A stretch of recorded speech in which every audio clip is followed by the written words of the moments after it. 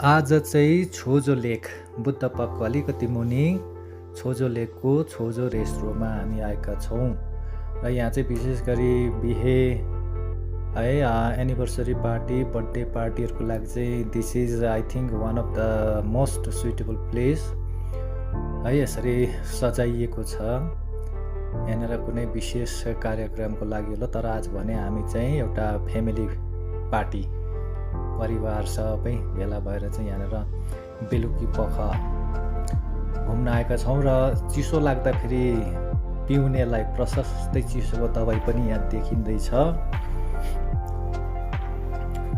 र चिसो छ, अलग्गै ठाउँ छ र गीत गाउनेले जमेर गाउन सकिन्छ। यहाँ तातो तातो चिया र कफी पनि आनन्दले बसेर पिउन सकिनेछ र यो चाहिँ हो विशेष आगो ताप्दै गीत गाउने ठाउँ, ठुलो अङ्गीटी है। यहाँनिर बाहिरपट्टि छ नानीहरू मसिनो बालबच्चाहरूलाई खेल्ने जग्गा है, मनोरञ्जनको लागि बनाइएको रहेछ र पारी पाखामा यो व्हाइट लियोपार्ड पर्यटकको लागि विशेष है बनाइएको छ भने र यहाँनिर जिप लाइन पनि छ र बोटिङ हुन्छ यहाँनिर र जिप लाइन साइक्लिङ पनि हुन्छ। अब चाहिँ आयो आगो ताप्ने बेला र आगो ताप्दै यहाँ वरिपरि बसेर हामी यसरी चिकन ललिपप खायौँ, आगोको आनन्द लियौँ र मिठो स्वादिष्ट तातो भोजन है।